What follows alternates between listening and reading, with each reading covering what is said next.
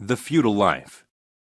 Europe during the Middle Ages was divided into many kingdoms. As most kings had little control over their kingdoms, feudalism developed as a system of governance in which a king divided his land among the noble class in exchange for loyalty and military services. The nobles, princes, dukes, barons, and counts thus became independent rulers, or lords, of their own regional lands. Lords were also known as vassals because they promised to serve the king in return for feudal states. A lord frequently gave parts of his land as manors or fiefs to other members of the aristocracy, who in turn became vassals to their lord, guaranteeing military support for the state and entire kingdom. Life in feudal Europe was characterized by war, disease, famine, low birth rates, and short life expectancies. Thick forests or swamps prevented much of the land from being farmed, while the rest of Europe was poor, underdeveloped, and sparsely populated. Daily life for Europeans during the feudal era depended on the social group to which they were born and remained throughout their lives. The lords and vassals made up one group, and they governed large fiefs and fought for the king. The clergy comprised another group, who served the church, which culturally bound Europe together through common baptisms, weddings, and funerals.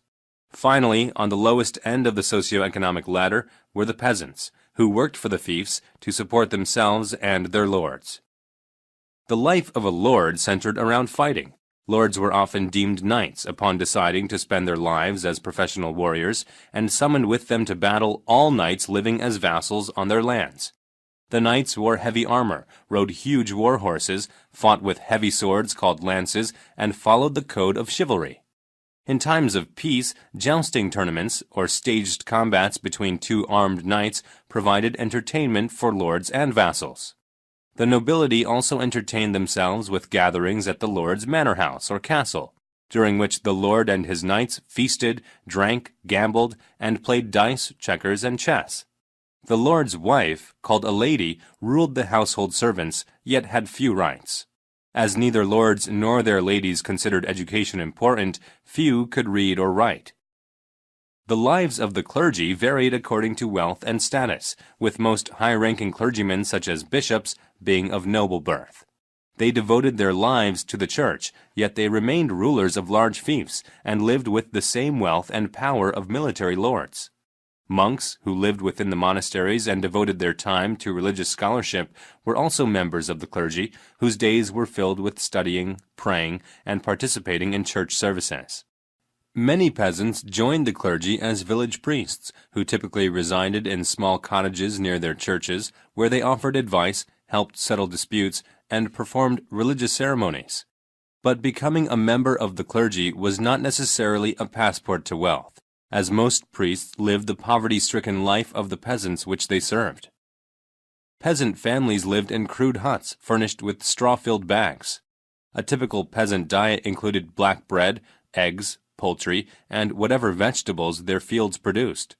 Since any game on the manor belonged to the lord, peasants were prohibited from hunting or fishing. In addition to farming their own fields, peasants worked the farms of their lords and provided such services as cutting wood, grinding grain, repairing roads and bridges, pressing wine, and baking bread for the lord's family. They also had to pay taxes for their lands, but since money was scarce, many payments came in the form of grains or poultry from the peasants' lands. By the 13th century, feudalism had begun its decline. As the European economy grew, paid soldiers replaced feudal knights, and as cities grew wealthier and more densely populated, the importance of the aristocracy lessened. The rise of an educated class paved the way for trained political leaders, who eliminated the necessity of the vassals. Finally, with the emergence of centralized governments, the system that had sustained the kingdoms of Europe for 700 years came to an end.